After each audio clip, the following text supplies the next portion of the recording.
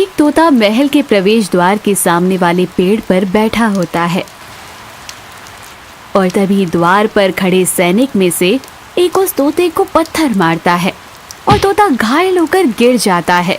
तभी वो तोता गुस्से में बोलता है, अरे मूर्ख, मैंने तेरा क्या बिगाड़ा था जो तूने मुझे पत्थर मारा? बोल। अरे ये क्या, एक बोलने वाला तोता? हाँ, मैं तुम मनुष्यों की तरह बोल सकता हूँ और इसीलिए तुमसे पूछ रहा हूँ, तुमने मुझे पत्थर क्यों मारा? बोलो। वो इसलिए मारा क्योंकि हमारे राजा का आदेश है कि कोई भी गरीब, भिखारी, ब्राह्मण, पशु या पक्षी राजमहल के भीतर तो क्या आसपास भी नहीं भटकना चाहिए, क्योंकि ये सब राजमहल का अन्न जल बर्बाद कर देते हैं। राजा को इन सभी से नफरत है। ओहो, राजा को नफरत है? अरे कैसा निर्दयी राजा है तुम्हारा। अगर एक राजा अपने राज्य के गरीबों, असहायों, इन सब की सहायता नहीं करेगा तो कौन करेगा? अरे इन सब से हमें कोई मतलब नहीं है, हमें तो केवल राजा के आदेश से मतलब है, जिसका पालन मैं करूंगा। और तुम भागो यहाँ से, नहीं तो तुम्हें पकड़कर किसी कुत्ते को खिला दूंगा, समझे? अरे भाग यहाँ से, भाग। ओह, तो सुनो, इस प्रकार जीव को कष्ट पहुंचाकर उसे भगाना अपमानजनक है। तुम्हें और तुम्हारे राजा को इसका दंड अवश्य मिलेगा। जा मूर्ख जा, तूने मुझे पत्थर मारा है ना, अब तू स्वयं पत्थर हो जा। और वो राजा जिसने अपनी प्रजा पर इतना अत्याचार किया है, वो भी दंड का भागीदार है। जल्द ही उसे भी दंड मिलेगा। तोता वहां से उड़ जाता है और सैनिक पत्थर का हो जाता है।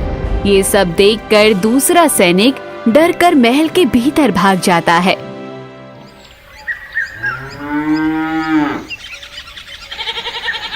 कहानी की शुरुआत होती है एक गरीब किसान से, जिसका नाम होता है चंदू। वो खेतों में काम कर रहा होता है और तभी वहां उस खेत का मालिक आ जाता है और कहता है, अरे अरे अरे, अभी तक इतना ही काम किया है? अरे कितना मर मर के हाथ चलाता है तू? अरे जल्दी जल्दी चला, ऐसे करेगा तो मेरे घर की रोजी रोटी कैसे चलेगी? जल्दी जल्दी कर।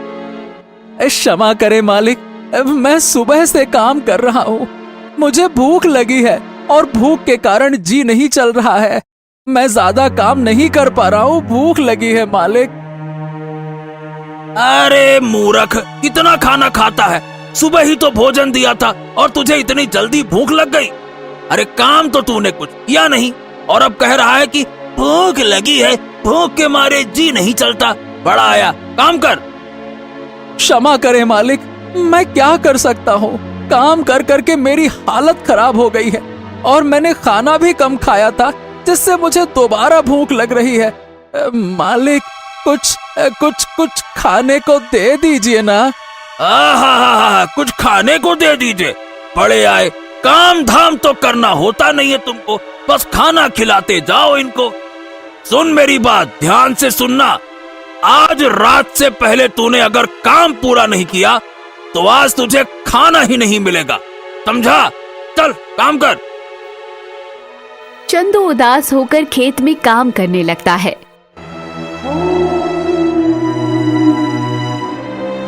रात हो जाती है और काम खत्म करके चंदू घर जाता है और मालिक से खाना मांगता है। मालिक, काम खत्म हो गया, अब तो मुझे खाना दे दीजिए, बहुत भूख लग रही है। हाँ हाँ, खाना खाना खाना। अरे खाने के अलावा तुझे आता ही क्या? जा जा, खा ले खाना पेट भर के, कल भी बहुत काम है खेत। जा जा।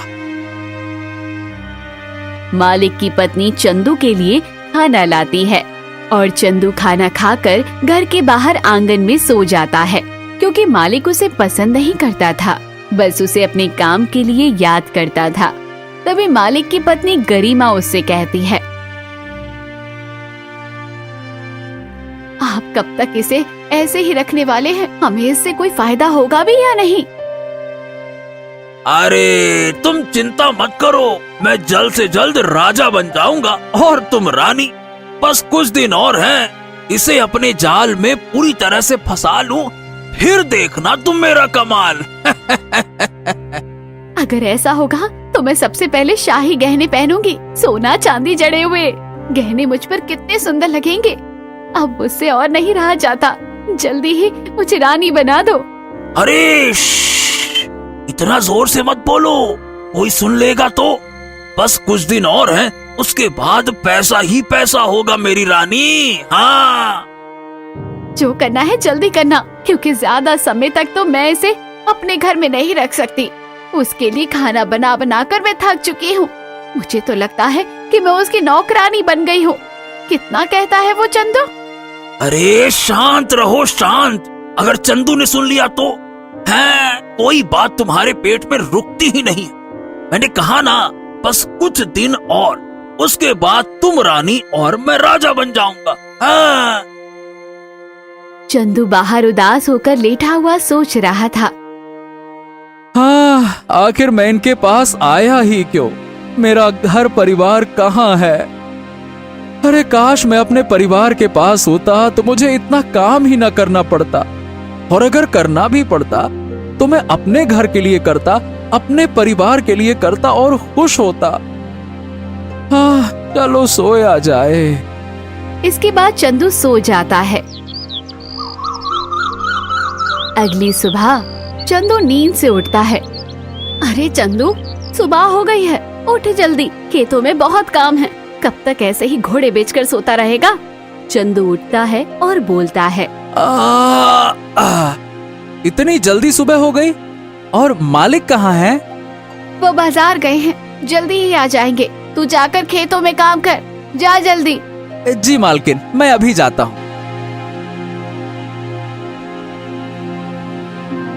चंदू खेत में जाता है और काम करने लगता है।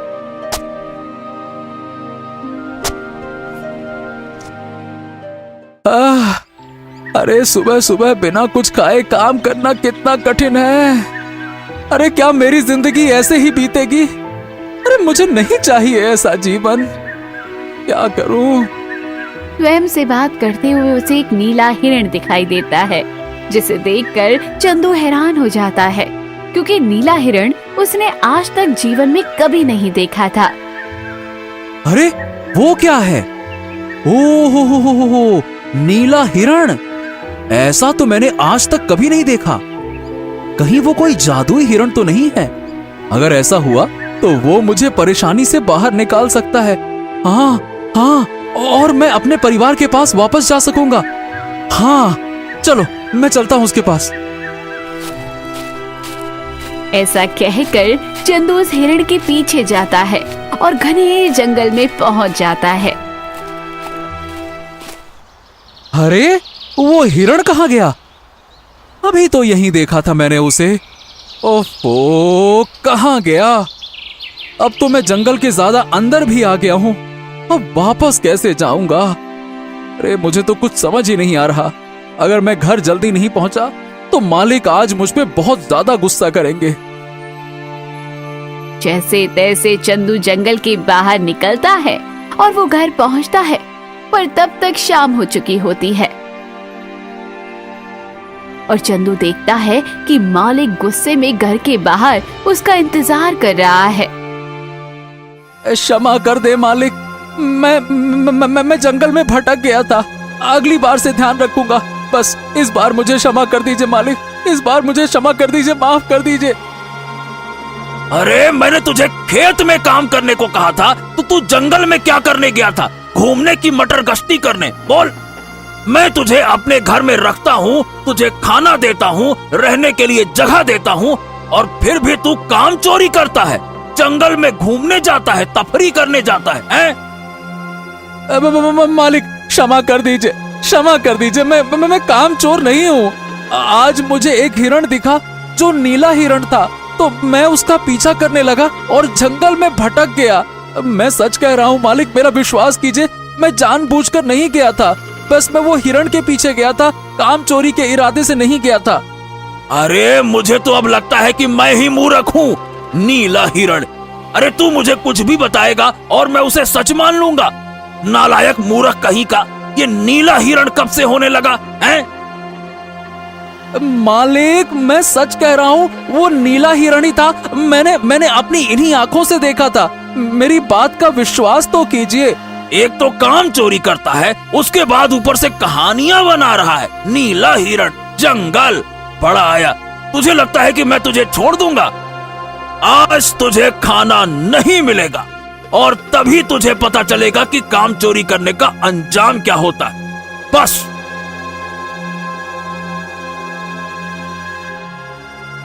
इसके बाद मालिक दरवाजा बंद कर देता है और बेचारे चंदू को भूखा ही सोना पड़ता है। हाँ, आज मुझे भूखा ही सोना पड़ेगा। अरे काश मेरा भी कोई परिवार होता जिसके साथ मैं भी खुश रहता। मुझे इस प्रकार भूखा ना सोना पड़ता। अरे इतने दुख ना सहने पड़ते, कोई ताने ना मारता, कोई काम चोर न कहता। हे प्रभु, मैंने ऐसा क्या किया था जिसकी मुझे ऐसी सजा मिल रही है? चलो सोता हूँ, कल फिर से काम करना है। इसके बाद चंदू सो जाता है और उसके सपने में फिर से वही नीला हिरण उसे दिखाई देता है। अगर तुझे तेरे परिवार से मिलना है तो तुझे पड़ोसी राज्य के राजा के पास जाना होगा और उससे क्षमा मांगनी होगी। तुमने जो कुछ भी किया वो गलत था। उसके बाद वापस आते समय तुम्हें जो भी पशु मिले उसे पानी पिलाना होगा, तभी तुम अपने परिवार के पास वापस जा सकते हो। इसके बाद चंदू की आंख खुल जाती है और वो देखता है कि सुबह हो गई है, पर अभी मालिक और उसकी पत्नी सो रहे हैं।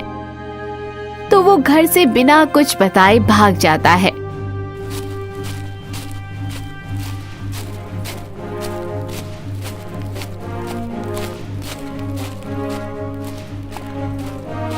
और पड़ोसी राज्य में पहुंच जाता है। वहां जाकर वो राजा से मिलता है। प्रणाम महाराज, प्रणाम। मेरा नाम चंदू है और मैं पड़ोस के राज्य से आया हूँ। आपसे मिलकर अच्छा लगा। कौन हो तुम और हमसे क्या काम है?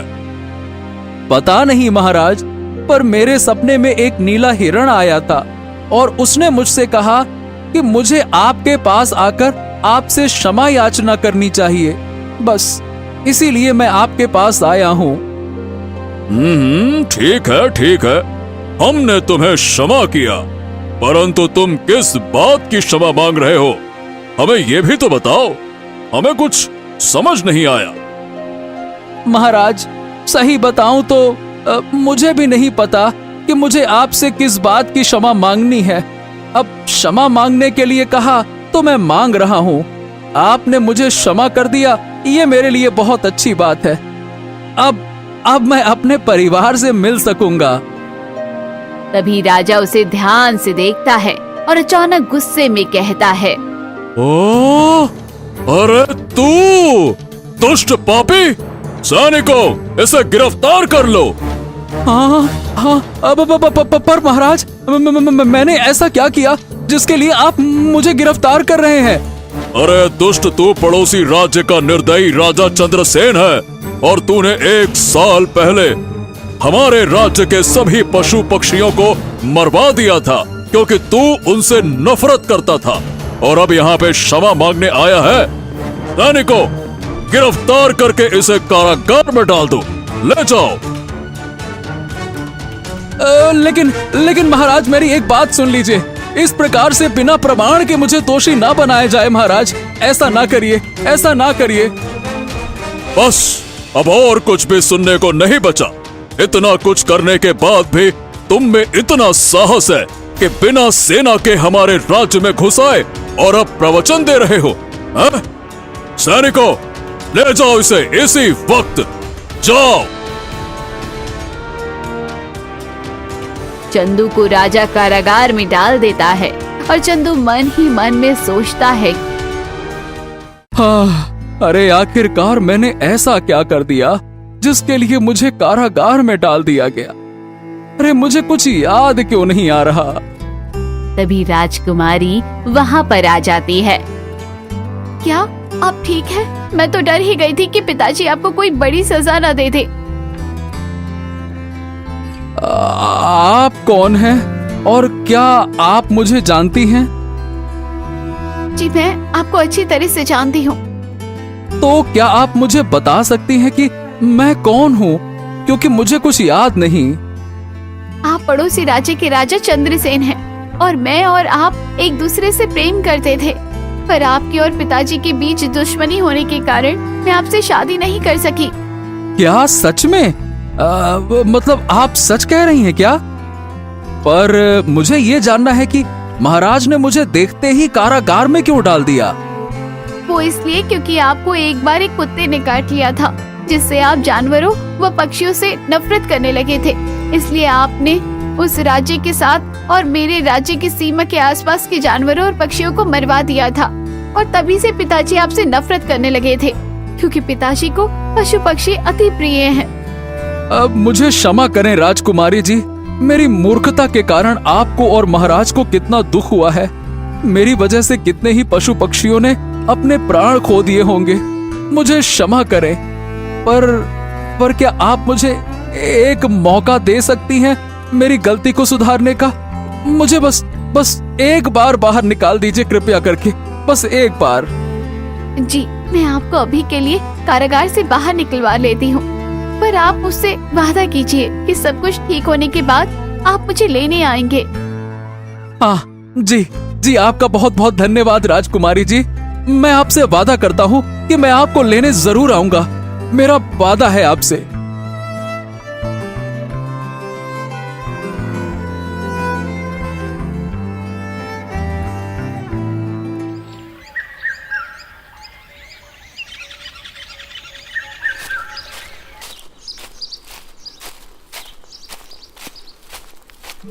तभी चंदू को एक गाय दिखती है जो कि बहुत प्यासी होती है, पर उसकी हालत ठीक नहीं होती, वो बीमार होती है।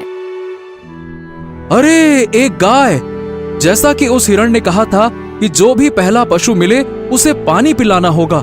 हाँ, मुझे जल्द ही इसे पानी पिलाना चाहिए। चंदू जल्दी से नदी के पास से पानी लाता है और गाय को पिलाता है, जिससे गाय ठीक हो जाती है। और फिर वो गाय बोलती है, तुम्हारा बहुत बहुत धन्यवाद। हाँ? अरे ये बोलने वाली गाय? हाँ, मैं बोल सकती हूँ, और यही नहीं, मैं तुम्हारे बारे में सब कुछ जानती हूँ।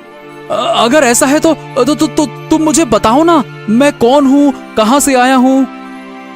तुम्हारा नाम चंद्रसेन है और तुम एक राजा हो। हाँ, यही बात मुझे राजकुमारी ने भी कही थी, पर मुझे समझ नहीं आ रहा कि मेरी ऐसी हालत कैसे हो गई। मैं राजा से मेरा मतलब है कि गरीब कैसे बन गया? ये 1 महीने पुरानी बात है। मैं तुम्हारे राजमहल के पास वाले पेड़ पर तोते के रूप में बैठी थी, तो तुम्हारे सैनिक ने मुझे पत्थर मारकर घायल कर दिया था। तो गुस्से में आकर मैंने उस सैनिक को पत्थर बनने का श्राप दे दिया था, और तुम्हें भी श्राप दिया था कि तुम्हें भी तुम्हारे किए का दंड मिलेगा, जिसको तुम भुगत रहे हो। हे गाय माता, मुझे क्षमा करें। अपने राजा होने के घमंड में मैंने जो कुछ भी किया उसके लिए मैं दिल से क्षमा मांगता हूँ, पर मुझे ये समझ नहीं आता कि मैं सब कुछ भूल कैसे गया, और मेरे मालिक और उसकी पत्नी कौन है? एक दिन तुम नदी में स्नान करने के लिए आए थे, तभी तुम उसमें डूब गए और बहकर दूसरे किनारे जा पहुँचे, और उस सेठ ने तुम्हें देखकर पहचान लिया कि तुम राजा हो। और जब उन्हें पता चला कि तुम अपना अतीत भूल गए हो, तो उन्होंने तुम्हें नौकर बनाकर अपने घर में रख लिया, ताकि किसी दिन वो तुम्हारा फायदा उठाकर वो सेठ राजा बन पाए और उसकी पत्नी रानी बन पाए। उन्होंने केवल तुम्हें अपने फायदे के लिए रखा हुआ था। ओहो, तो ये बात है। तो क्या इतने दिनों से वो लोग मुझे धोखा दे रहे थे? हाँ, ये सच है, पर इसमें तुम्हारी और तुम्हारे कर्मों की गलती है। अगर तुमने हमेशा से अपनी प्रजा के कल्याण के बारे में सोचा होता, तो ये सब आज नहीं होता।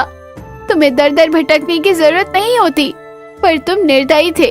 तुमने अपने जीवन में बहुत से पाप किए हैं जिनका तुम्हें फल मिल रहा है। मैंने आज तक जो कुछ भी गलत किया उसके लिए मुझे क्षमा कर दो। मैं आज के बाद से कभी भी किसी के साथ भी कोई अन्याय नहीं करूंगा। मुझे क्षमा कर दो। ठीक है, मैं तुम्हें क्षमा करती हूँ, पर तुम्हें मेरा एक काम करना होगा। हाँ हाँ, कैसा काम? मुझे बताओ, मैं किसी भी हालत में आपका काम करूंगा। बताओ। यहाँ से उत्तर दिशा की ओर एक गुफा है जिसमें एक तांत्रिक रहता है। उसके पास एक सुनहरी छड़ी है। अगर उस छड़ी को लेकर तुम आ जाओ तो मैं तुम्हें फिर से राजा बना दूंगी। आप चिंता न करें, मैं किसी भी हालत में वो छड़ी आपके पास ले आऊंगा। बस आप मेरी प्रतीक्षा करें, मैं अभी लेकर आता हूँ। चंदू उत्तर दिशा की ओर चल पड़ता है।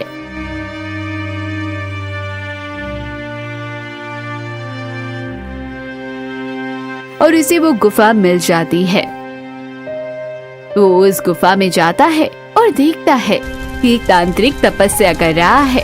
वहीं उसके पास एक सुनहरी छड़ी पड़ी हुई है, तो वो उसे ध्यान से उठाकर देख रहा होता है कि तभी तांत्रिक की तपस्या भंग हो जाती है और वो चंदू को देख लेता है और गुस्से में चिल्लाता है, अरे मूर्ख, तेरी वजह से मेरी तपस्या भंग हो गई। अब मैं तुझे नहीं छोड़ूंगा, तुझे इसका दंड देकर रहूंगा। वो सब बाद में देखेंगे, पहले ये जिसकी छड़ी है मैं उसको वापस तो दे दूं। ऐसा नहीं हो सकता। लाओ वो छड़ी मुझे वापस करो, नहीं तो तुम्हारे साथ अच्छा नहीं होगा। लाओ। अरे अरे अरे, क्यों वापस करूं? ये तुम्हारी छड़ी है ही नहीं, ये उस बोलने वाली गाय की छड़ी है, समझे? अरे मूर्ख व्यक्ति, मैंने कितनी मुश्किल से ये छड़ी उस परी से हथियाई थी। मैं इसे किसी भी हालत में नहीं दूंगा। वापस कर दे मुझे वो छड़ी, नहीं तो तुझे इसका भुगतान करना होगा। वापस कर। हाँ, तो सीधी तरह सुन लो, अब तो ये छड़ी मिलना मुश्किल है, चाहे तुम कुछ भी करो। मुझे वो छड़ी दे दे, उसके बिना मैं अमर नहीं हो सकता। ला दे मुझे। अच्छा, तो इसलिए तूने उस बोलने वाली गाय की छड़ी ली थी। अब तो तू कुछ भी कर ले, ये छड़ी तो तुझे किसी भी हालत में नहीं मिलेगी, समझा? अच्छा, तो मतलब तू छड़ी वापस नहीं देगा? नहीं दूंगा, तुम्हें जो करना है कर लो, समझे? तो तू रुक जा, मैं तुझे कौवा बना दूंगा। चंदू अब उस गुफा से भागता है और गुस्से में वो तांत्रिक भी चंदू के पीछे भागता है और गाय के पास आकर वो छड़ी गाय को वापस कर देता है। तभी वो गाय सुंदर सी परी बन जाती है। अब बस बहुत हुआ, मैं तुझे तेरे किए का दंड दूंगी। फिर वो परी अपनी छड़ी से तांत्रिक को भस्म कर देती है और चंदू से कहती है कि धन्यवाद चंद्रसेन, आज तुम्हारी वजह से मुझे मेरी जादुई छड़ी मिल गई।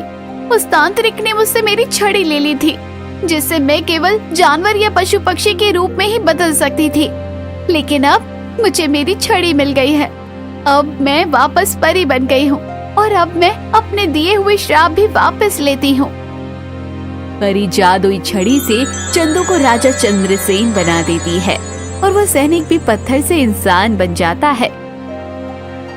तुम्हारा बहुत बहुत धन्यवाद परी, मैं तुम्हारा ये आभार कभी नहीं भूलूंगा। धन्यवाद नहीं, अच्छे कर्म करो। अगर अच्छे कर्म करोगे तो तुम्हारे जीवन में मुश्किल कभी नहीं आएगी। इसके बाद परी गायब हो जाती है।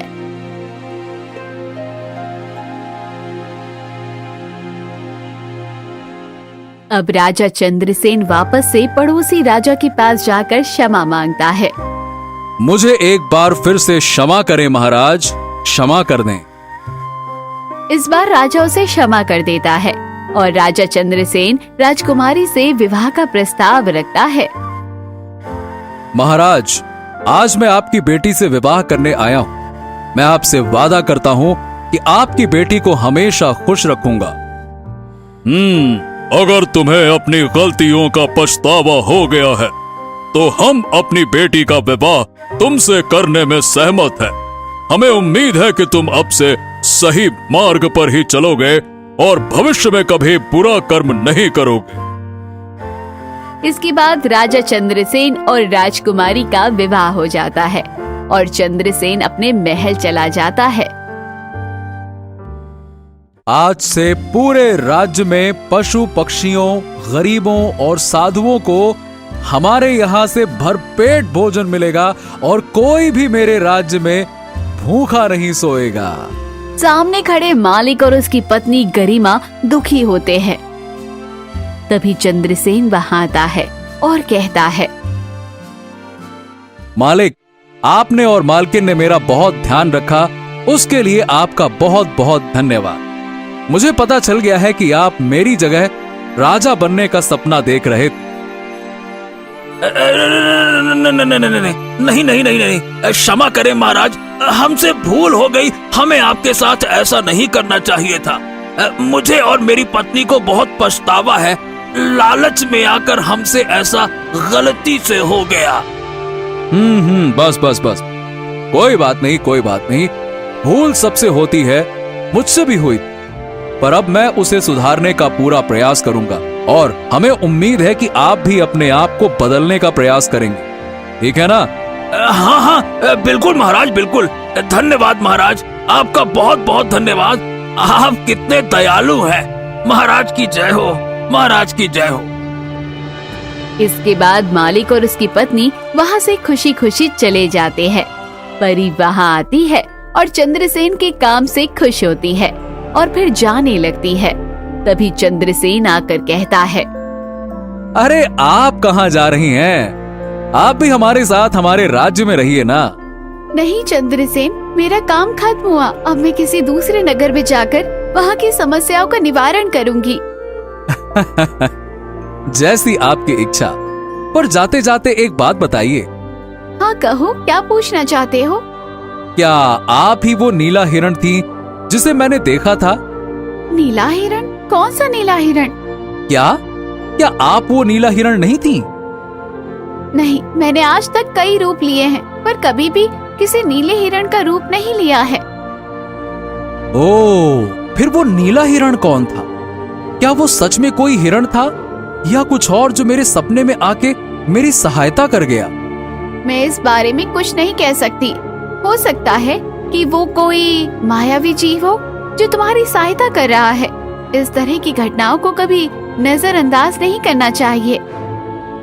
कोई मायावी जीव जिसे मैं नहीं जानता, वो मेरी मदद करने क्यों आएगा? ये तो मैं भी नहीं जानती। हो सकता है कि वो तुम्हारे भविष्य में आने वाली किसी बहुत बड़ी परेशानी का तुम्हें संकेत दे रहा हो। तुम्हें सतर्क रहना होगा और अगर तुम्हें कभी भी भविष्य में मेरी सहायता की जरूरत हो तो बस एक बार दिल से याद करना, मैं तुम्हारी सहायता के लिए आ जाऊंगी। ऐसा कहते हुए परी वहाँ से गायब हो जाती है और राजा सोचता रह जाता है कि वो नीला हिरण कौन हो सकता है।